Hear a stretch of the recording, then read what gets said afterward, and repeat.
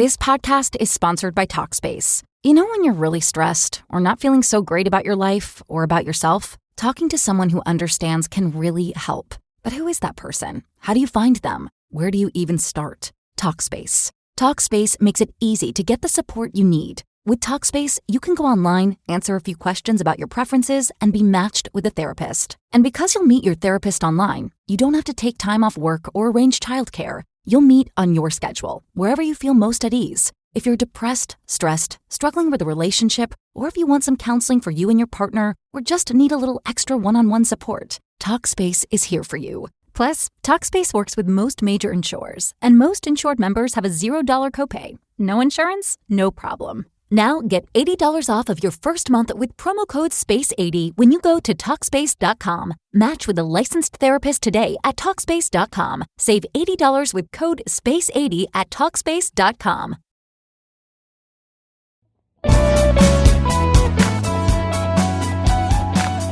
Hey there, listeners. Welcome to Shit That Goes Under Our Heads, the podcast where we normalize conversations around mental health. That's right. I'm Dirty Skittles, and alongside my amazing co-host, Rex, we are here to share stories and tips from our incredible guests. Each episode, we deep dive into struggles and triumphs of mental health, offering practical advice and heartfelt support. Because no one should feel alone in their journey. Join us as we break the stigma and build a community of understanding and compassion. Tune in and let's start talking about the shit that goes on in our heads. 3, 2, 1. Welcome back to another episode of Shit That Goes On in Our Heads. I have my amazing co-host, Dirty Skittles, and my amazing guest, Alicia. Welcome to our podcast. Thank you. So happy to be here. Yay. I'm happy to have you. I'm very excited to hear a little bit more about you. What makes Alicia? So, I mean, that's pretty broad, right? What are you comfortable sharing with our listeners? Oh, man. Well, I guess what makes Alicia is that there is no other me, right? I'm super freaking unique. We all are, I guess. Literally. My mom tells me that all the time. Yes, it's like everybody has their own, like in my household, it's from a movie. It's not like something we created, but we like Alicia-ness, Elijah-ness, like just a little sprinkle of you, right? You can say like someone could, sell something that I made, but they won't have the Alicia-ness on it, right? So it's like, you gotta have your own little spice. And once you figure that out, you're like, ooh, the world's so much easier. Yeah, okay. Yeah. I need to work on that then. Yeah, Dirty Skittles, it's 2025. Get with the program. Yeah, get some rest. Get some rest. Sleep, number one thing. I get 8 hours of sleep every night. No, I'm just kidding. Yeah. I'm pretty sure I was like running on like 4 hours last night because I straightened my hair for the first time in it's been like 2 years, and it took me so fucking long to do. Yeah. How long did it take? Like 2.5. I took a lot of breaks this time because I'm much more mentally healthy than I was the last time I did this. So I was like, but you don't have to do this all in one sitting. I mean, it took me like low key. It took me a long time because I had to like wash my hair, condition my hair. I did a deep condition, and then I had to blow dry it. Well, I let it towel off for like 30 minutes. Then I blow dried it. And then I had to take another break because I was like dying. And so, then you straighten one side, then you do the under. So, I mean, it really took me like almost like 3.5 hours, probably almost 4. Yeah.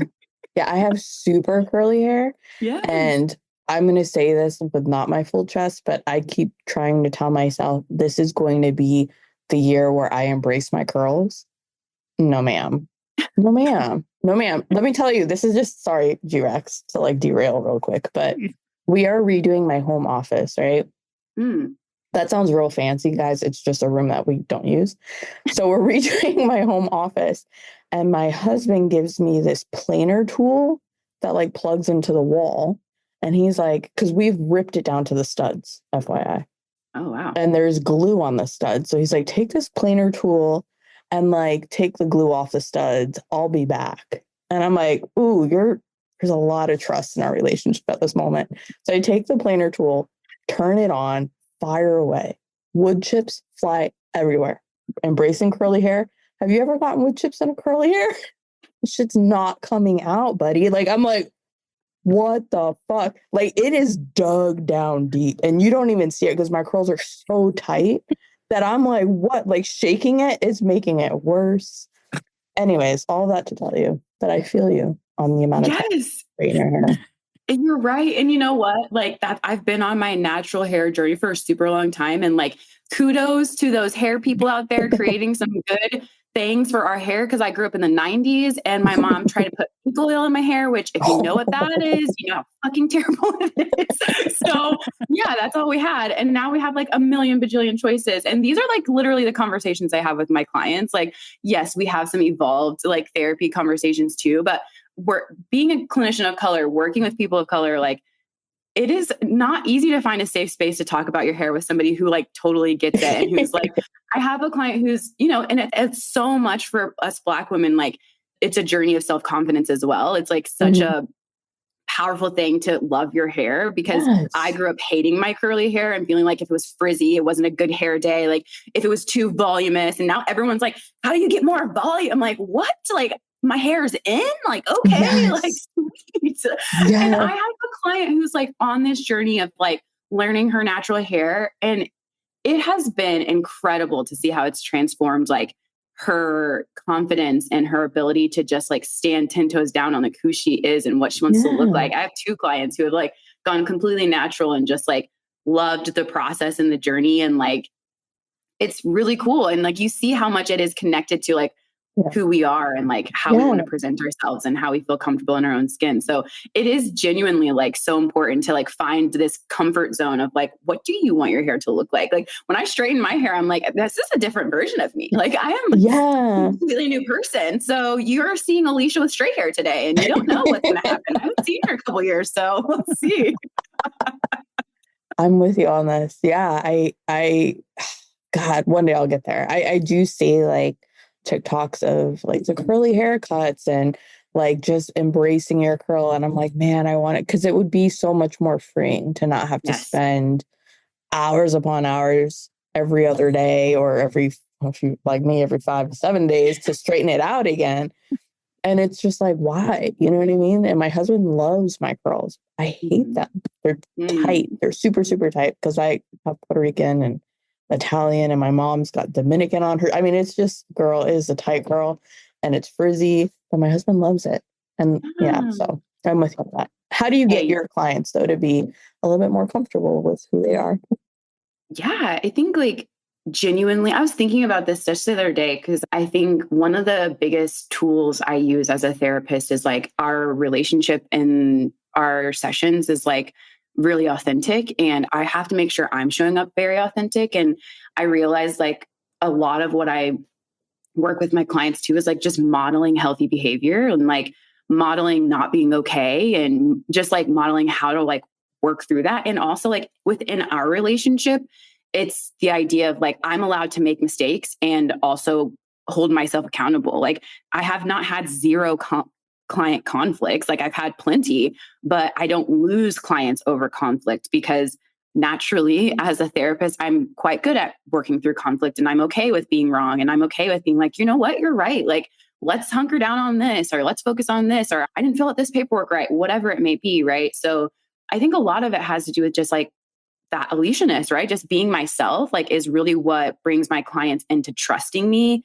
and building that relationship genuinely like allows them to just feel like they have like this massive support system. And when you have support, it's like shocking how your life changes, right? Like, oh, like this one person believes in me when I'm at my worst and like wants to be there for me no matter what. And like will answer my text and like respond to my emails and show up and be there for me and like be in the thick of it and go through conflict with me and not judge me and not hate me because of what I said. Like, hell yeah, I'll take a risk on myself, you know, like it's just that the ability to build that bond that they trust, like changes their lives. And it happened to me when I was a kid.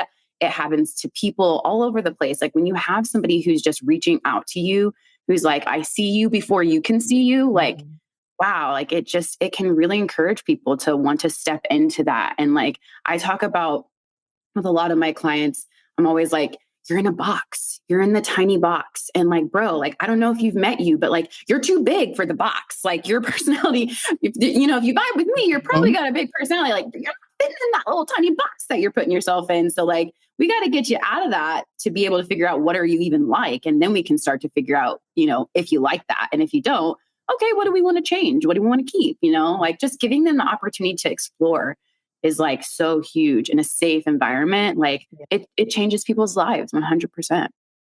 That's key, feeling safe. Because if you don't, you're immediately closed off. You're not willing to be vulnerable. And I feel like, at least for me, that's when I learned the most about myself.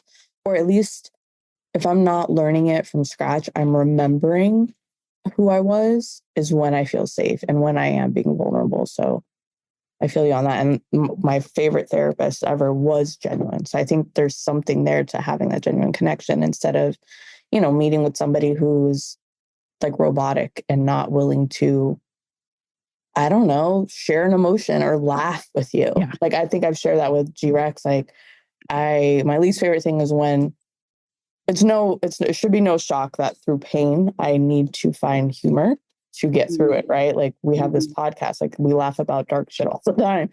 But if I'm with a therapist and I'm trying to work through something painful and I make a joke, I hate that they're holding back laughter. Like, I'm like, no, I need that though. Like, I need that to open up the other door, right? Like, if you're just shutting it down, then I'm going to shut it down because I'm like, okay, we're not on the same page here.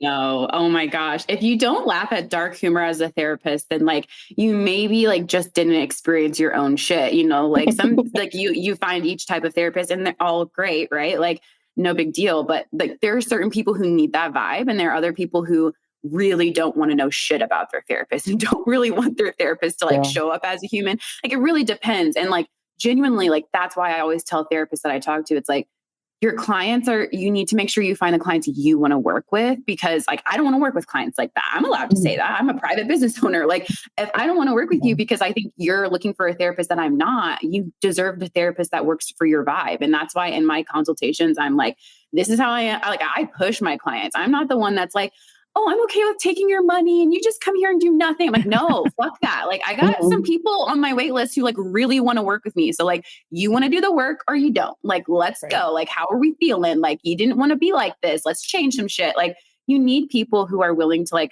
go in all different facets of life with you. And laughing at dark shit is like one of the most important ways to heal. Like genuinely, I make jokes like my dad sucks. And so like I make jokes about it all the time. Like my partner will like talk about like, oh, well, I wasn't super close to my dad. I was like, yeah, me either. I don't even know his name. Like, don't know his middle name. Like, don't know his birthday. Who could be the dad? Like, like we'll just be laughing about stupid shit. Like, it like comes out of left field. He's like, whoa, you good? I'm like, yeah, it's great. It's fine. I love that because I'm super honest with my therapist and she gets me, right? So we do laugh. But she's helped me through some of the hardest times in my life. And, it's funny because, here I quit my day job yesterday, my last day ever in corporate America. And I'm opening my own business. And like, she was super raw, shish kumbaya, like cheering me on. And, thank God for Dirty Skittles. I mean, she kind of pushed me too. And I'm so excited for what the future holds.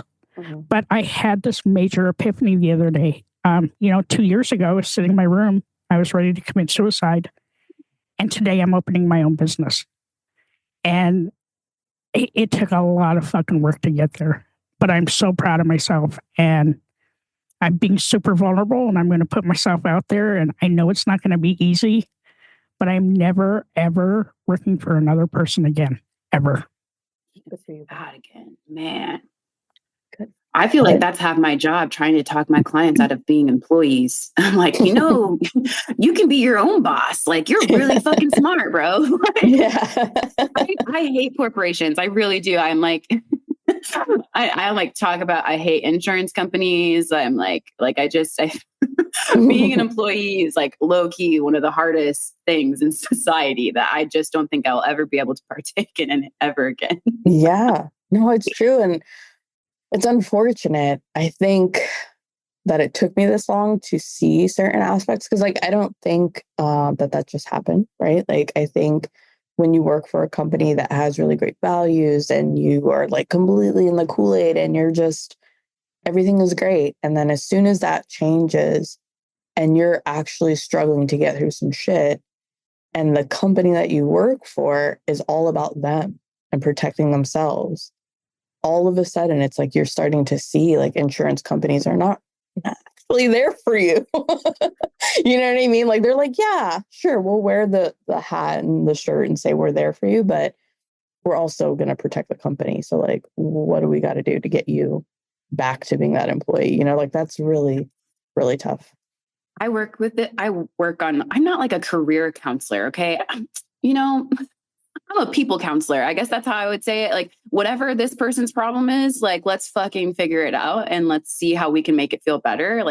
So I'm very eclectic. I don't feel like I'm like pigeonholed in any type of like theology or anything like that. But career stuff happens a lot for my clients because they're very high achieving, like really smart. I'm like a rocket scientist, project managers, like engineers, like really smart people. And the amount of times that I find that my clients are so loyal to their company over themselves, that's what I care about. And like, I'm okay. Like there's this weird thing that happens, like when you want to further your career and your company is not supporting you, you want a new title change and they keep giving you the runaround and you're like, oh, I finally found this job. I just got it and I need to go to it. Now I have to put my 2 weeks note. I feel so bad. Like I feel like I'm putting them in a bad spot. I'm like, bitch, they will replace you. They do not care. You were invaluable to them and this is how they treated you anyway. Like go find another place. Like do not feel bad furthering your career. Like if they were looking out for you, they would have listened to all the advocation that you put in, right? Like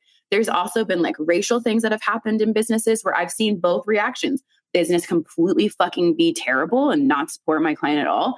And the business being able to be like, oh, I hear you. Like, let's start this committee. Like, let's talk about these problems. Like, let me support my employees. So it's like, I think you make a really good point. It depends on where you're at. But the most important skill I see for people that are employees that they need to have is loyalty to themselves and the ability to advocate. And within that, I always talk to my clients about the flow of communication. You have to understand what is the flow of communication within your business or within the company that you work for so that you can properly advocate. Like when you're a person of color, you can't trust every HR person. You can't trust every single person that is working at this company. Like who do you trust that is above you? How can you talk about this complicated situation in a way that feels safe?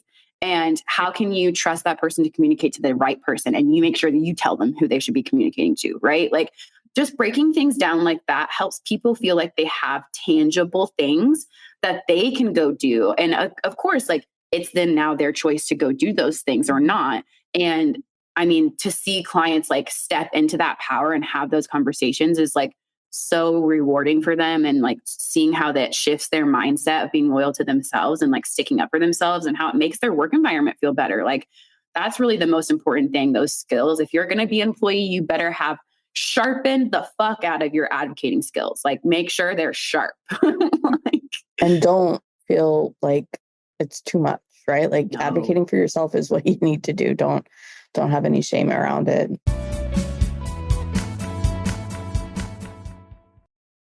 The highest achievers among us are the people still striving, still reaching for something. The people who aren't satisfied to stay where they are and want to keep climbing higher. And it's those people who approach the impossible and embrace it. There's a vehicle for people like that. It's called the Defender. The Defender is an icon, reimagined for a new generation of explorers through thoroughly modern design. Its interior is modern and functional, with rich material finishes and quality craftsmanship. When you're in a Defender, you can tell the interior is built for purpose. Luxury appointments throughout and practical storage options ensure you adventure in comfort. This is a vehicle capable of great things and engineered to meet challenges head-on. Wherever you're headed, experience the Defender's legendary capability, both off-road and on. And there's a family of vehicles for Defender. Meet the Defender 90, Defender 110, and the 8-seat Defender 130. Are you ready to embrace the impossible? Explore the Defender at LandRoverUSA.com. This podcast is sponsored by Talkspace. You know when you're really stressed or not feeling so great about your life or about yourself? Talking to someone who understands can really help. But who is that person? How do you find them? Where do you even start? Talkspace. Talkspace makes it easy to get the support you need. With Talkspace, you can go online, answer a few questions about your preferences, and be matched with a therapist. And because you'll meet your therapist online, you don't have to take time off work or arrange childcare. You'll meet on your schedule, wherever you feel most at ease. If you're depressed, stressed, struggling with a relationship, or if you want some counseling for you and your partner, or just need a little extra one-on-one support, Talkspace is here for you. Plus, Talkspace works with most major insurers, and most insured members have a $0 copay. No insurance? No problem. Now get $80 off of your first month with promo code SPACE80 when you go to Talkspace.com. Match with a licensed therapist today at Talkspace.com. Save $80 with code SPACE80 at Talkspace.com.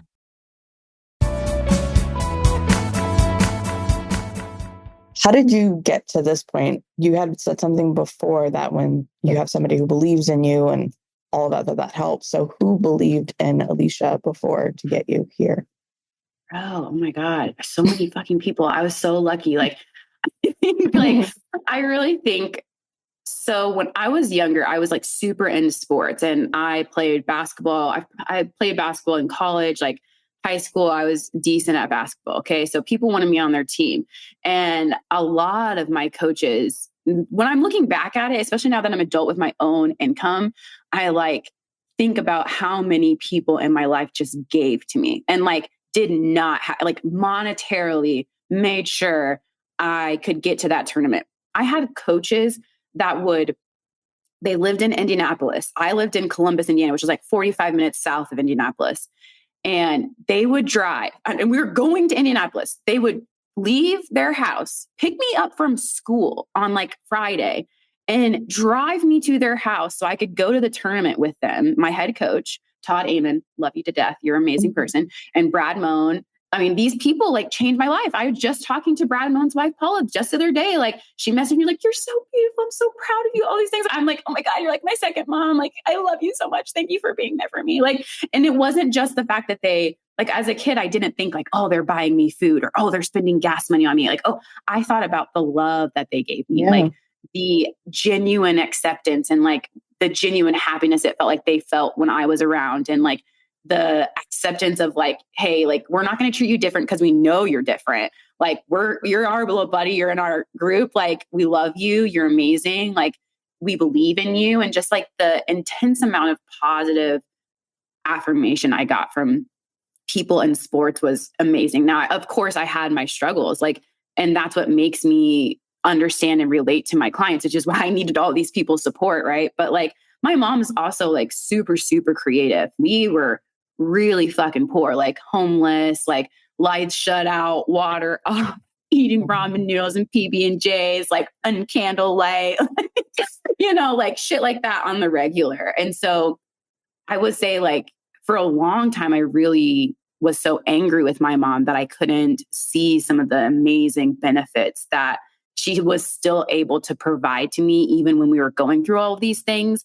That like now, the more I go on my healing journey, the more I realize like she has skill deficits.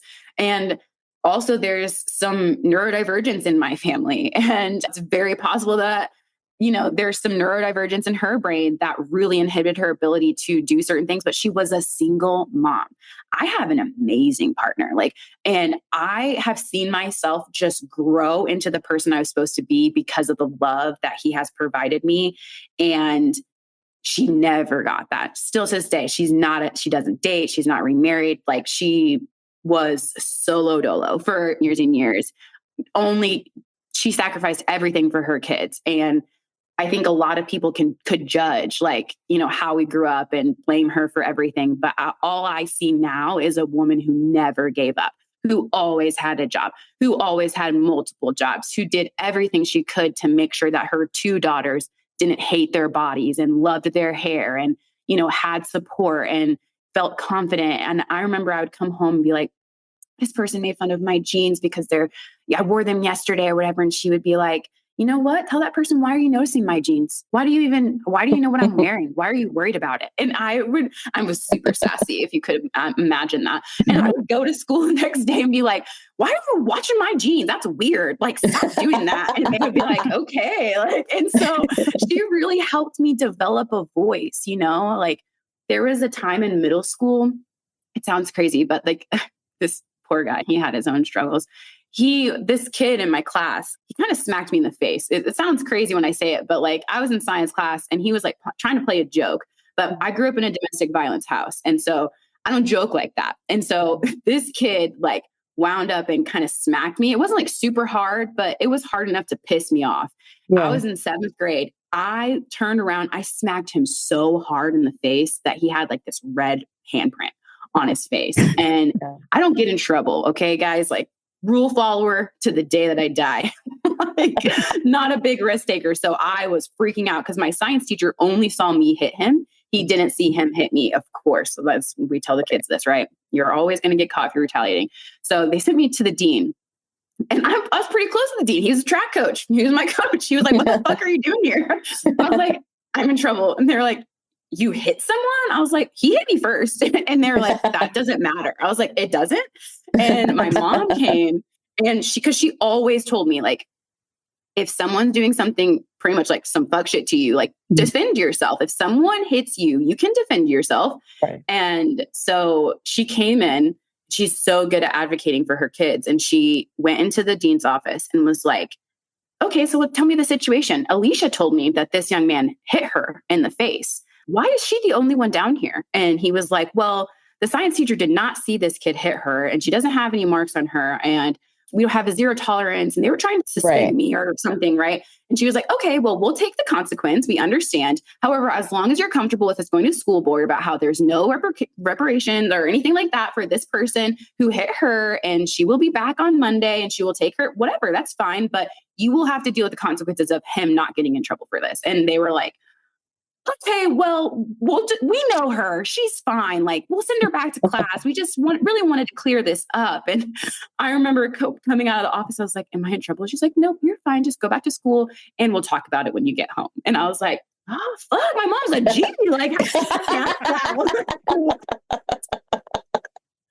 so like, I think witnessing her, and sometimes be extremely vulnerable and not be able to protect herself was really hard for me. It was really hard for me. And I think it made me judge her. I thought she was so passive. I was like, why don't you just protect yourself? Why aren't we out of this situation? Like all of the things, right? And I think now I know so much about being a survivor and like what it takes to get out of situations like that. And I know how extremely complex it is in the brain, right? It's not so simple.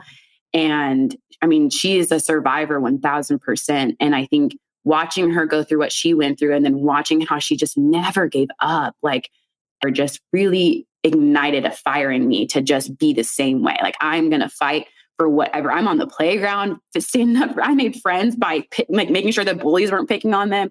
Several times in my life, I was willing to be the person standing on my own against all of these kids who were like, just join the group think. I'm not that person. I'm not that type of person. I will stand in front of 50 people if they're like in those experiments where they're like, is this line longer than this line? And everyone like is like a paid actor and they're like, yeah, this line's long. I would never be the person that's like, yeah, that's the long. I would be like, you guys are all fucking crazy. I don't care how many fucking people you put in this I'm looking right at the line. You're all crazy, right? Like, and sometimes that could be bad, but most of the time it serves me well. So yeah, it's tons and tons of people, like friends and family friends, like so many people who I lived in a small community and they just loved who I was. They loved my authenticity. They loved how I stood up for the underdog. And so they wanted to protect me. They wanted to be there for me. And it's really cool being an adult, knowing that what made me cool was me just being myself. And that's why I teach all of my clients. It's like, I'm telling you, what makes you incredible is you being yourself. When you're trying to be someone else is actually when everyone dislikes you, because everyone can tell, like, it's annoying. Genuine. It's over. It's too much. Like, just be who you are. And then people who like that will gravitate towards you, and people who don't will repel. So you'll be better for it, Right. Yeah. And feeling safe to be able to do that. Yeah. That's huge. What a wonderful story though. Like your mom's not like, I mean, I think that's beautiful. Despite the struggles and stuff, you were able to see her strength and take that on too, and know that it's okay to be strong as a woman and advocate for yourself.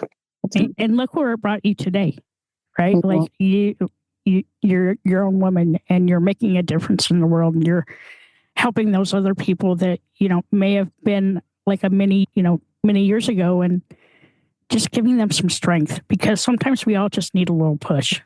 Yeah. And, you took me to the edge, and then y'all pushed me off, and you're like, okay, go fly. So we're going to see what happens.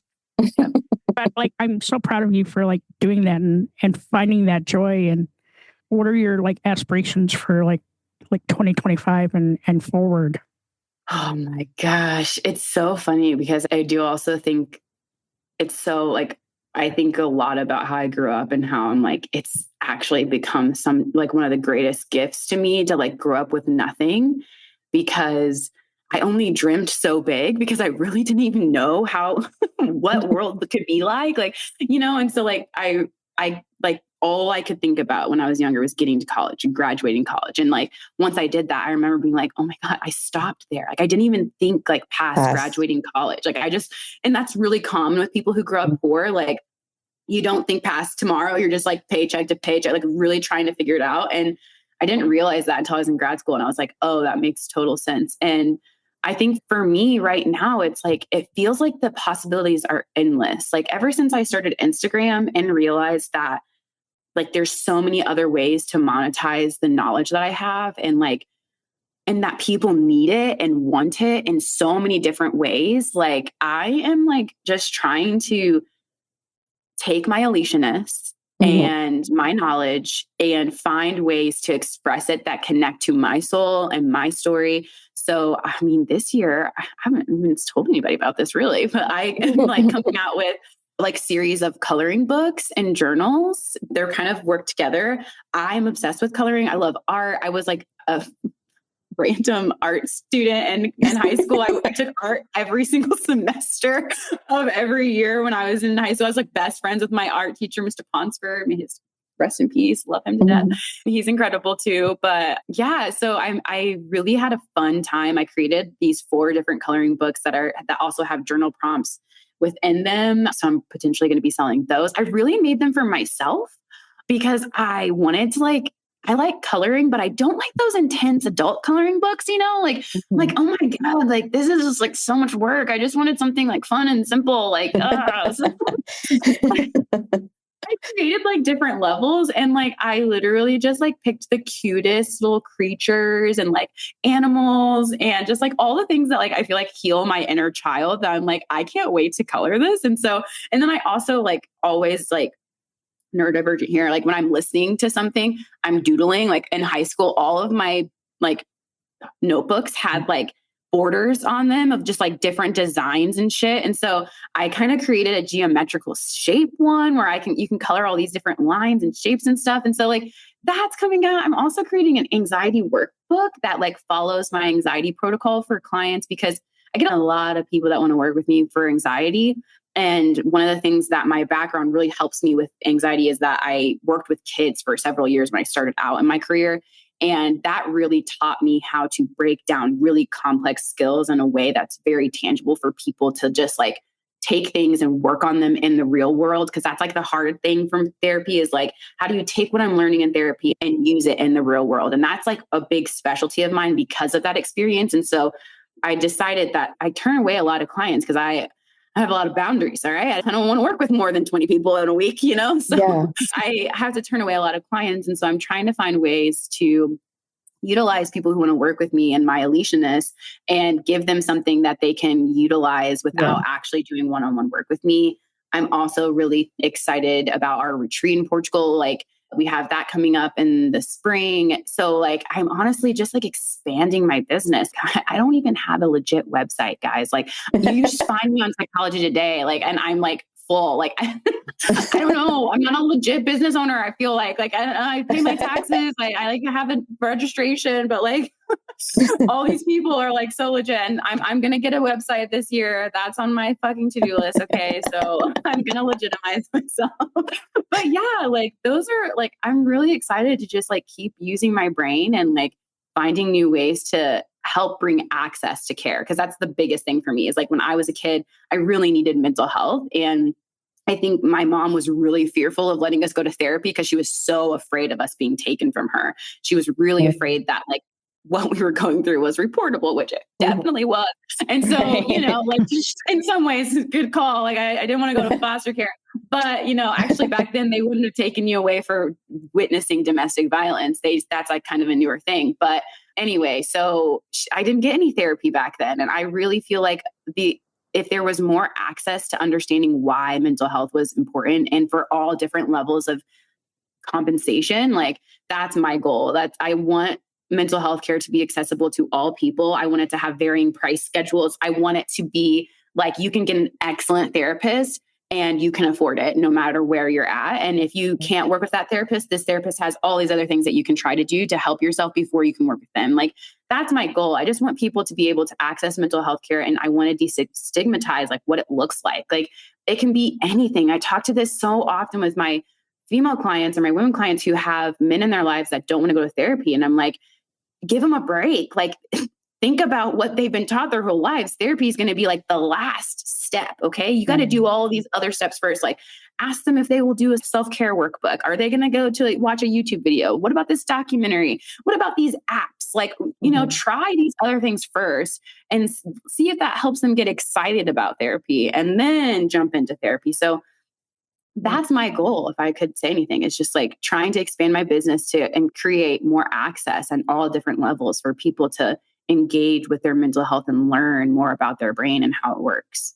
How did you find that space from, you mentioned you were in sports to now mental health? Like, I guess that's a big leap. Honestly, it's so funny. Like I was going to be a lawyer.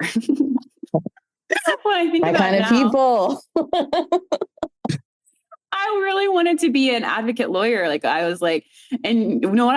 I went to a mock law class. I went to a private school for college, and it was an excellent education, like really great community of like a really small school. And so they had all these resources, and coming from a kid that grew up on all the government support, I was like, I'm using every fucking one of these resources. Mock law class, I'm fucking going. So I went to a mock law class, and I'm telling you right now, one of the first things he said was like, if you want to do law in this way, you're not going to make any money. And I was like, fuck. And he's like, and you're going to have student loan debt that is pretty much never going to be paid off because you're not going to make any money. And also, if you're not good at test taking, you're not going to get any scholarships, because I had a full ride to my undergrad, and my private school institution was not paid by me. Okay. It was paid by a Pell Grant, 21st Century Scholarship, and the Benjamin Templeton Scholarship Program. So like I didn't pay a penny for my undergrad, which is like amazing. I was like, my mom, again, like fucking beast. She was like,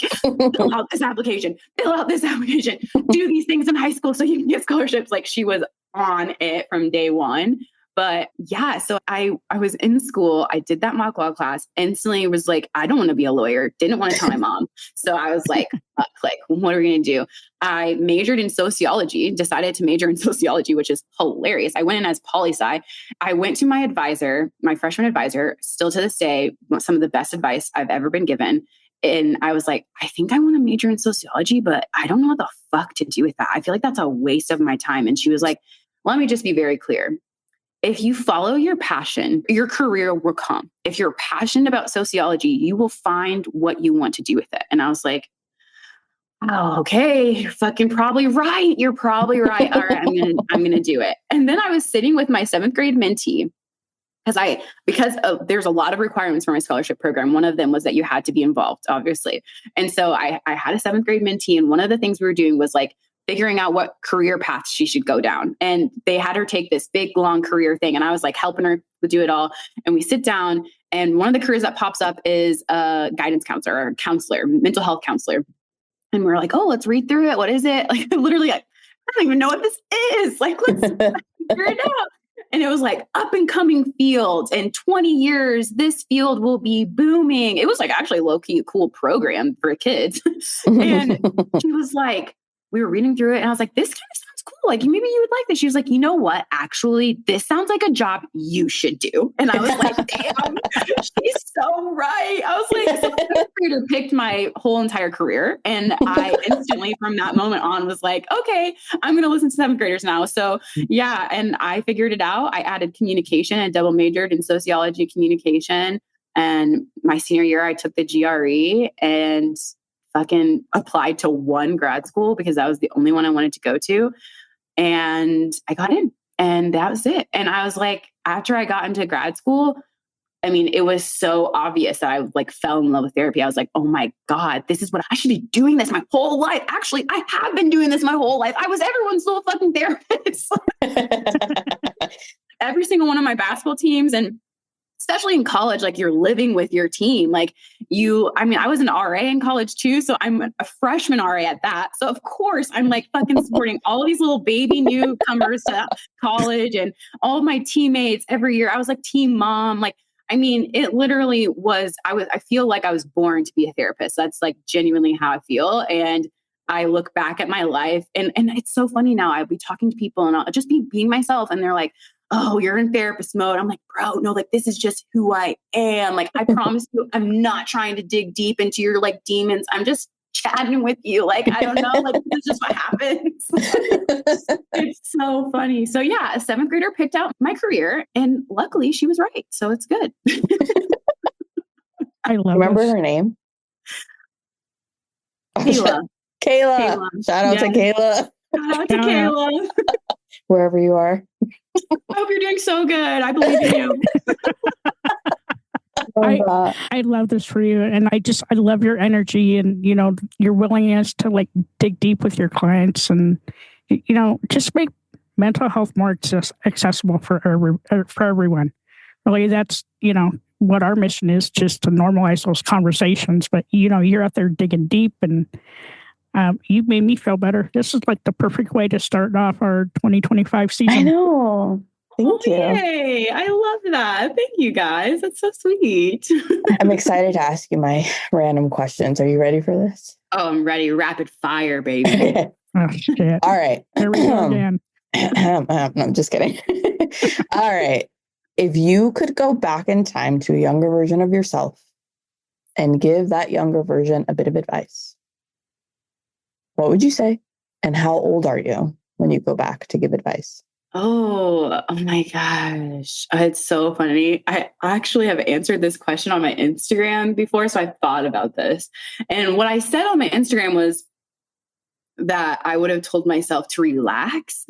If you can imagine me without my healedness, I was like genuinely so high strung. Like I was like, fuck. I mean, it was, but for me, when I look back, I'm like 15 at the age of like that I'm thinking of, like 15, 16.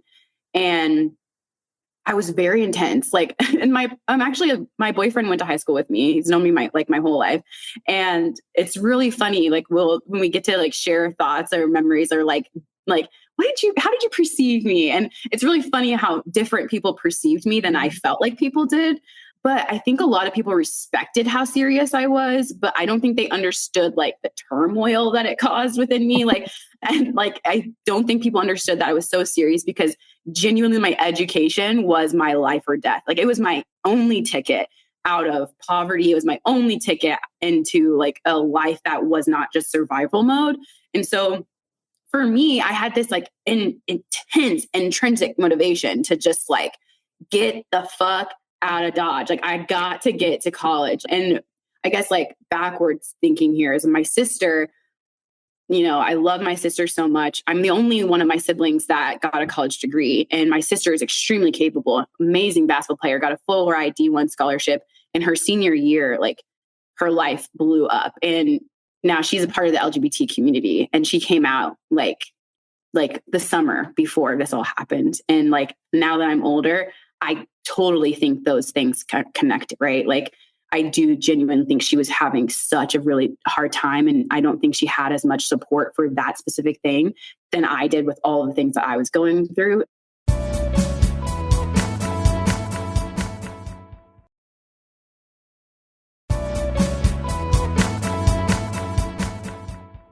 Witnessing her life go from almost out of here to...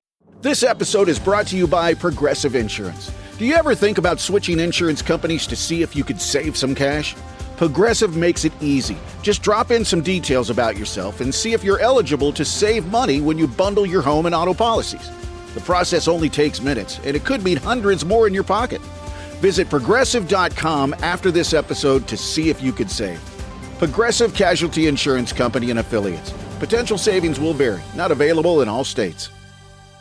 This podcast is sponsored by Talkspace. You know when you're really stressed or not feeling so great about your life or about yourself? Talking to someone who understands can really help. But who is that person? How do you find them? Where do you even start? Talkspace. Talkspace makes it easy to get the support you need. With Talkspace, you can go online, answer a few questions about your preferences, and be matched with a therapist. And because you'll meet your therapist online, you don't have to take time off work or arrange childcare. You'll meet on your schedule, wherever you feel most at ease. If you're depressed, stressed, struggling with a relationship, or if you want some counseling for you and your partner, or just need a little extra one-on-one support, Talkspace is here for you. Plus, Talkspace works with most major insurers, and most insured members have a $0 copay. No insurance? No problem. Now get $80 off of your first month with promo code SPACE80 when you go to Talkspace.com. Match with a licensed therapist today at Talkspace.com. Save $80 with code SPACE80 at Talkspace.com.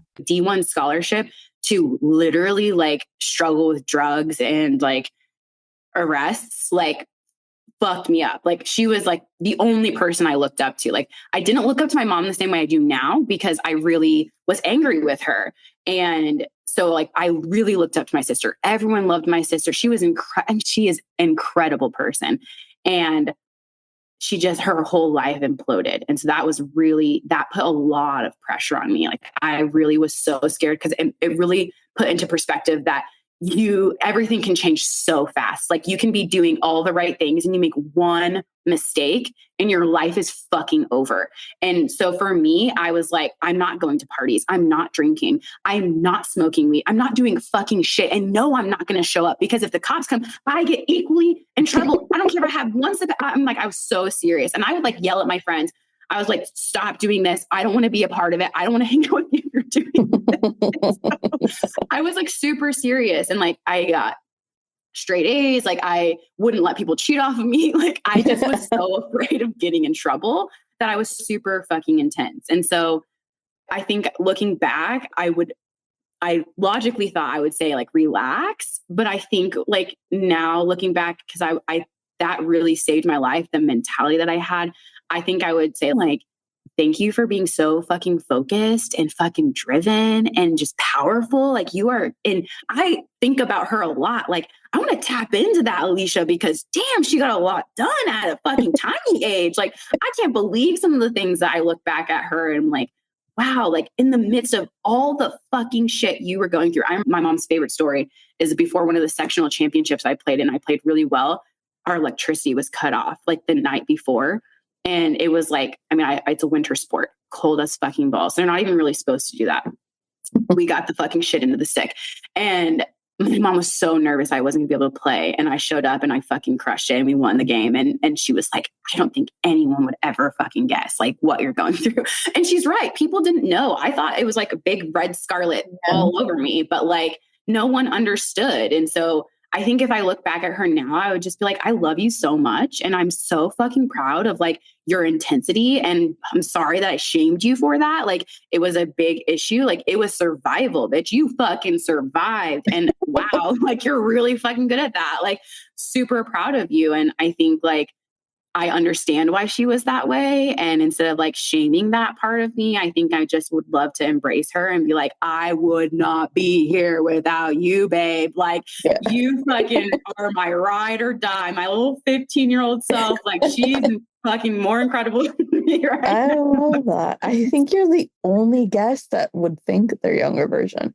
Yeah. I love that though, because it's actually super enlightening.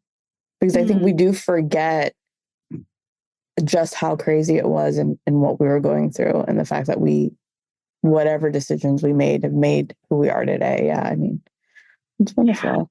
Yeah, I love that. All right. Do you have another like crazy ass question?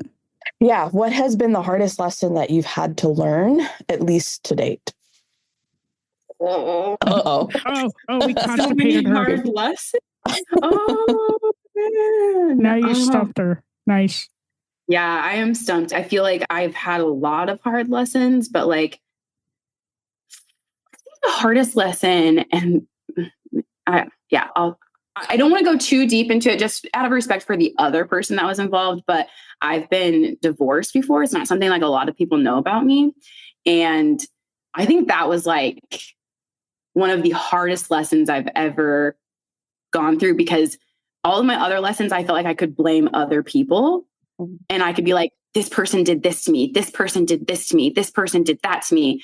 And in that situation, it was like, honey, like you did this to yourself. Like I lost myself so far down this rabbit hole of like really wanting a partner and really wanting like a connection with somebody. So I didn't have to live alone like my whole life, like my mom did. And so I think I really changed and I put myself into that box. And that's why I talk about that with my clients so much, is because I talk a lot about interpersonal relationships, friendships, relationships with parents, partners, like all of these things. And when I hear people talking about shrinking, it's like, yeah, that word right there. I'm like, yeah, you're in a box, bro. Like, and that person might be like, okay with you in that box. And I felt like looking back at it now, my partner at that time was okay with me being in the box, and like kind of felt like I belonged in that box, and like saw all the things that I went through as like a hindrance rather than a strength. And like the way that I left that relationship was awful. Like I lost myself so badly that's the only time I've ever in my life done something so out of character. And I actually cheated on my partner and left. I mean, it wasn't like an affair. Like I cheated once, and like next day I was like, I've got to break up with you. I can't be with you anymore. Like, I'm really sorry. This isn't going to work. I don't want to be this person. And it really wasn't about him. It was about me. Like, I couldn't be myself with him. And I don't know if that's necessarily his fault. I wouldn't blame him for that. And I don't know. I don't know where he's at. We have literally not spoken since this, but like, it was my fault because I changed myself to be what I thought he wanted me to be. And that lesson, man, it woke me right up. I was like, because I really hate doing things that I said I would never do. And I've learned to also just give myself some grace and be like, you never know, babe, you might make some fucking big mistakes. And I mean, I've always been like, once a cheater, always a cheater. And everyone's really sensitive with that topic. And, you know, like people might fucking light me on fire for this. I'm on a podcast. I guess I shouldn't even be talking about it. But at the end of the day, it was the biggest life lesson I've ever done, because people really judged me for this, and like people knew what happened. And I learned very quickly, like, who were people that really believed in me and saw it as a one-off, right? Because I'd had all these other years of being like this other person whose character is like very strong. And some people were allowed to use that as one example to be like, no, that's not who you are anymore. But for me, it helped me even realize, like, just because someone's done something really horrible and really awful to someone does not mean it defines who they are. And that does not mean you understand why they made that choice. And I think for me, I made that choice because my partner was really fucking smart and really good at like twisting things to like get what he wanted. And I think he really wanted me to stay in that relationship. And I felt like I had to fucking blow it up. That was like the unlogical side of my brain that was like, fucking set it on fire and you will never be able to stay with this again. Like, there's no way you could, like, because I knew myself, I wouldn't be able to stay with him after I did that. Like, I just knew within my own heart, like I couldn't. And I don't feel like I could have faced him without just blowing it all up. And that's not true, right? I had the choice. Like, I could have done it way better. And if I would go back in time, I would have. But I fell in love, and the person I'm with now is like, sorry, it's like really emotional because I didn't even know that I could be loved so deeply by another person. Right. Like, and I've never been with somebody who was just he just sees me, you know, he just knows my heart and like really believes in me. And like, I just wasn't getting that in any other area of life. And even at my absolute lowest, he was like, nah, babe, like, I know who you are. Like, this is not who you are. Like, you really lost yourself and you have got to find it again. Like, I know who you are, and like, let me help you. And the love that he was able to provide to me has like healed me so much. Like, just incredible human. He is just an amazing person. And the way I talk about this all the time, like in the sense of like, if I had to create the love of my life from scratch, like I wouldn't change a single thing about him. Like I would just recreate him. I'd be like, that's him. Let's just bring him back. Like, just, like I honestly like, so for me, I made a terrible choice in how I did it, but it changed my life for the better. Like I would have never opened my own business because my other partner just didn't believe in me, didn't encourage me in that way, like really made a lot more money than me and like made my job, and didn't believe in therapy in the same way that my new partner does. Like, just like there were so many differences that were not supporting like my growth and keeping me in this tiny fucking box. And I'm huge. I have a massive personality. I can't live in the box without fucking having to fight my way out. And I did. I fucking blew the box up and everyone can judge me for it. I understand. I have forgiven myself because I understand why I did it. But I also understand why people have pause with it and like have a problem with it. And I would too. So I think at the end of the day, that was like really the first time I've ever just like disappointed myself in like such a serious way. And I learned so much about the signs of how I lost myself that now I feel like I'll never find myself in that situation ever again. So thank God for that situation. But really fucking hard time in my life as an adult. Like only person to blame was me. So that fucking sucks. I love how open you've been, and I love following you on Instagram. Your posts always give me the warm and fuzzies and always remind me, of things that I need to do to take care of my own mental health. But I have 2 questions, and then I want to find out how people can find you on Instagram and all over the world. So as a therapist, what do you do for self-love and self-care? Oh my gosh, all of the things. I just started in 2025. I started the Mel Robbins morning routine. Oh my God. It has been amazing for me so far. I love it. I don't start work until like 10 or 11 most days, but I'm an early riser. So I wake up around 6 or like sometimes 7, but before the daylight savings and it was like pitch black, I was waking up at like 5:30. So I'm sure that will change again with daylight savings again, but so that's been really helpful. So you essentially wake up and you don't get on your phone. Like I literally don't touch my phone for like probably the first like 2 or 3 hours of the day. And because sometimes you'll get like client messages or like, and I just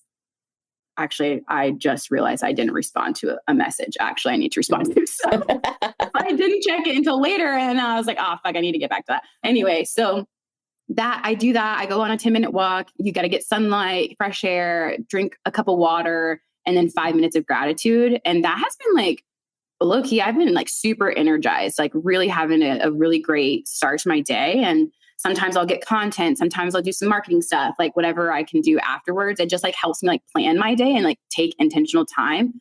I'm also like I have really strong boundaries. I pretty much don't talk to anybody Monday through Thursday while I'm working. Like I just like don't have capacity to like take on a bunch of stuff. But so I reach out to my family and friends like on the weekends and do FaceTimes and stuff like that. I travel home pretty regularly to see my family at least like a couple times a year and then have them come out. I spend a lot of really intentional time with my partner. Like we go on walks almost every day. We spend time like catching up. Like he's got so much shit to do now. Like we don't get as much time together. We're kind of used to spending like all of our time together. And so it's so weird how different it is now. But so we do like no phone time, like, okay, put your phones down. Like, let's chat, let's like catch up, let's watch a show together. And then kind of going to bed and waking up together, trying to do that. But I've gone to my own therapist before. I'm not currently in therapy, but I do so much. I journal, I do meditations. Like, pretty much everything that I ask my clients to do for themselves, I do for myself. And me and my partner will do like bi-monthly or like every other month, like check-ins or like, hey, how's our mental health? Like, how am I showing up for you as a partner? Like, those types of things. So like, it's kind of endless. I think of it as like a lifestyle. Like my mental health is a massive part of my lifestyle. And if I'm not being productive towards taking care of my mental health, then like, I don't feel as good. Oh, exercise, I work out or move. I don't like to call it working out. I move my body like almost every single day. I try not to have like restrictions or anything about like what that is because I was an athlete. And so for a long time, I had to like really revamp what my idea of like moving my body looked like, and changing that was really important. Changing it from exercise to moving my body was really helpful. So language, I'm really particular in the language I use. Yeah. I mean, I'm kind of rambling at this point because it's like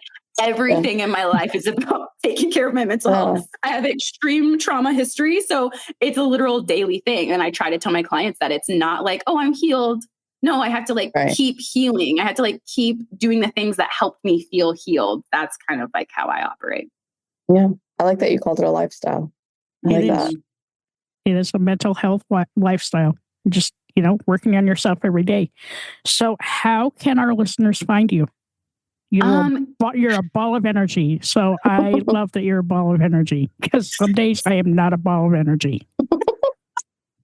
I do have a ton of energy. One of my favorite compliments I've ever received was from my boyfriend's dad. And he was like, "You're just really excitable." And I was like, "Oh, I've never been described that way." And then after that, like Eli and I just like talked about it. And we're like, yeah, we're both kind of excitable. Like we just are really happy. And like, so any little thing can get me excited. But yeah, you guys can find me on Therapy in Real Life and Instagram. I also am on Psychology Today.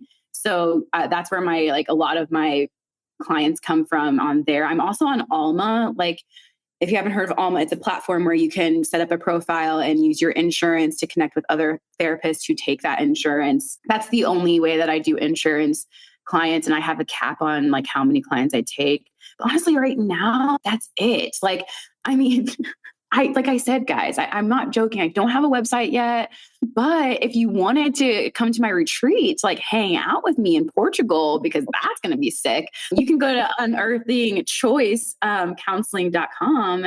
And that is where you can find all the stuff about our retreat, because the transformations from the Costa Rica retreat were incredible. Our clients like went from like feeling like indecisive and worried to like so calm they didn't want to leave. They were like, this is the most peaceful community that I've been a part of in so long. And being able to just reset, they felt so energized to go back into their world and be like, I'm going to take this shit with me. I'm really going to like, they all had like routine goals that they were trying to implement. And like, it was so cool. Like they did incredible. So Portugal is going to be next level because our accommodations are way better too. So that's really it. I'm going to be coming out with a website. It's going to be path-to-empowermentcounseling.com, but TBD, like you'll see. Just follow me on Instagram and you'll know where everything is, because that's really where I put all my shit.